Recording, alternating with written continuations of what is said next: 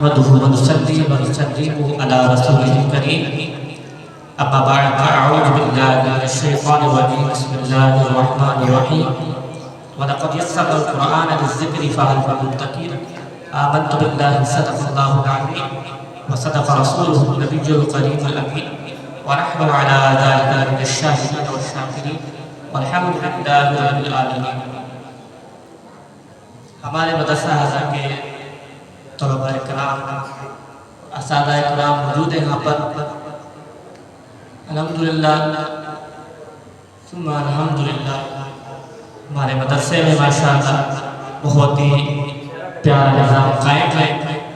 رب کریم کی بارگاہ میں دعا کرتا ہوں جتنے بھی طلباء کرام یہاں بیٹھے ہیں حضور کے صدقے سے ان تمام کو پکا سچا حافظ قرآن بنائے، آمین، عالم دین بعمل بنائے، سرکار دو عالم صلی اللہ علیہ وسلم کا قرب نصیب فرمائے.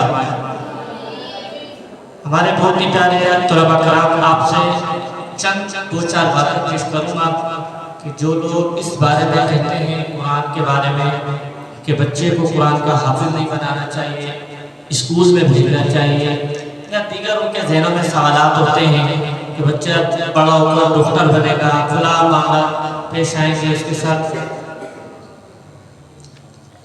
تو انشاءاللہ میں چند باتیں پیش کروں گا آپ لوگوں کے ذہن کے حوالے سے، آپ لوگوں کو تاکہ اس باتوں سے میری باتوں کو توجہ سے سنیے گا، ہو سکتا ہے چند باتیں آپ کے دل پر کچھ اثر کر دیں.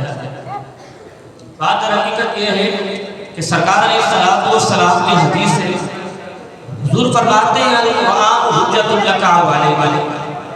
میں نے آپ کے سامنے ایک آیت مبارکہ پیش کری وَلَقَدْ يَسَّرْنَا الْقُرْآنَ لِلذِّكْرِ فَهَلْ مِن مُدَّكِرٍ. البتہ تحقیق اللہ تعالیٰ نے قرآن پاک کو آسان کہا، آسان. پھر فرمایا پڑھنے والا ہو اس سے قرآن کو، سمجھنے والا ہو. ہم نے تو آسانی سے نازل کیا، سمجھنے والے اور سمجھانے والے جہاں موجود ہے الحمدللہ. آپ تمام سمجھنے والے ہیں اور یہاں سادہ کریم آپ کو بتانے والے ہیں، سمجھانے والے ہیں، محبت اور عقیدت سے پڑھانے والے ہیں. تو اب میں نے قرآن کی آیت پیش کی، اس کے بعد حدیث پیش کی آپ کے سامنے. القرآن حجت لک علیک. حضور فرماتے ہیں قرآن آپ کے لیے دلیل ہے اور قیامت کے روز وہ آپ کے خلاف ہو جائے گا. اب سوچنے والی بات ہے، توجہ میری طرف بیٹھے گا سارے بچے. سمجھنے والی بات یہ ہے، سوچنے والی بات یہ ہے کہ جب اتنی بات کر دی کہ قرآن آپ کے لیے دلیل ہے، جب قیامت کا روز ہوگا تو قرآن آپ کی گواہی دے گا، قرآن آپ سے محبت عقیدت بیان کرے گا. تو سرکار نے فرمایا القرآن حجت لک او علیک. فرمایا قرآن آپ کے لیے دلیل ہے. وہ فرمایا اگر آپ اس میں کوئی گڑبڑ کریں گے تو قیامت کے روز وہ آپ کے خلاف ہو جائے گا. اب وہ خلاف کیسے ہوگا؟ تو بعض اوقات ہم قرآن پڑھتے ہیں عقیدت کے ساتھ، محبت کے ساتھ، لیکن قرآن کو صحیح طریقے سے نہیں نبھاتے، قرآن کے ساتھ صحیح سے محبت عقیدت نہیں پیش کرتے. ہمارا نظام، ہمارا معیار، ہمارا اخلاق قرآن کے طور پر نہیں ہوتا بلکہ اس سے ہٹ کر ہوتا ہے. حضور نے فرمایا جب یہ آپ کے خلاف ہوگا کہ ہم قرآن کے حافظ تو بن گئے، لیکن قرآن نے جو فرمایا، قرآن نے جو باتیں ہمیں بتائی، قرآن کی تفسیر سے جو کچھ سیکھا، جو سمجھا، ہم نے اس پر کچھ بھی عمل نہیں کیا. تو پیارے بچوں آپ کوشش کرو کہ قرآن سمجھ تو رہے ہو، قرآن سیکھ تو رہے ہو، اس پر عمل بھی کرو. اپنا اخلاق، اپنا معیار، اپنا انداز سب کچھ قرآن کے طور طریقے پر چلا. اب بات یہ آتی ہے کہ بچہ قرآن کا حافظ بن جائے گا تو کیا کرے گا؟ تو میں بتاتا ہوں آپ کو کہ دنیا کے اندر تو کچھ نہیں کرے گا لیکن آخرت میں بہت کچھ کرے گا. دنیا میں تو کچھ نہیں کر پائے گا لیکن آخرت میں جو کرے گا نا وہ قرآن ہی بتا رہا ہے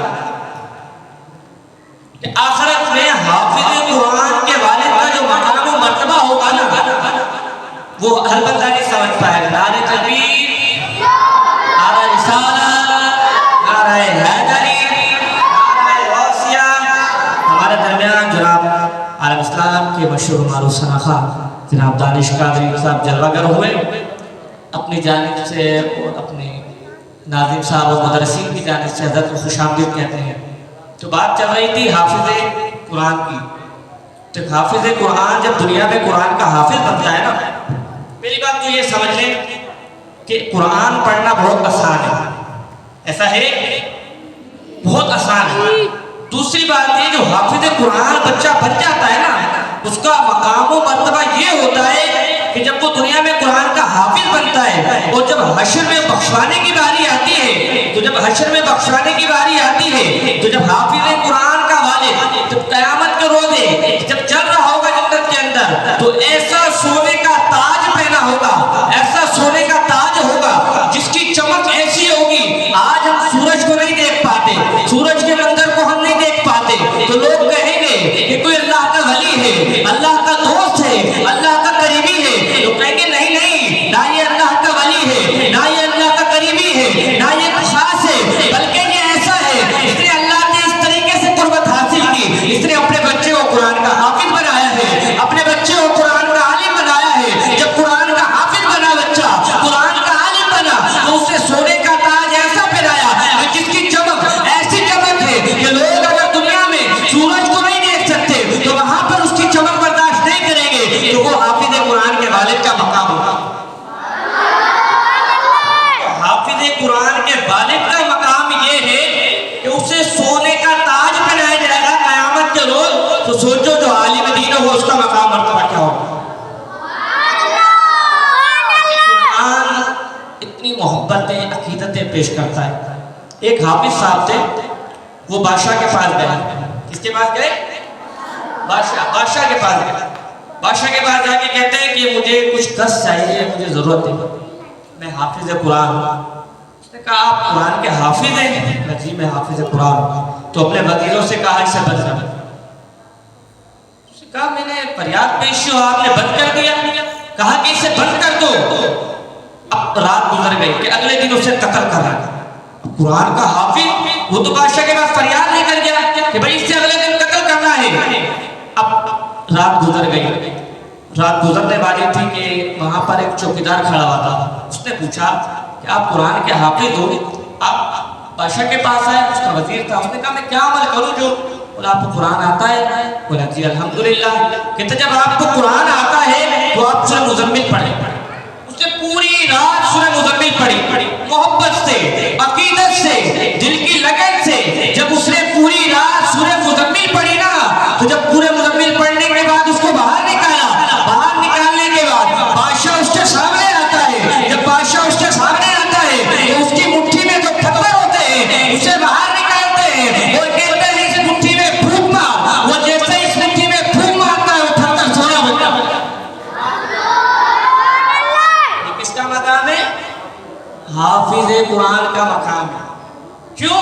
کیونکہ اس نے پوری رات جو سورہ مزمل کی تلاوت کی تھی وہ دل سے کری تھی، عقیدت سے کری تھی، محبت سے کری تھی.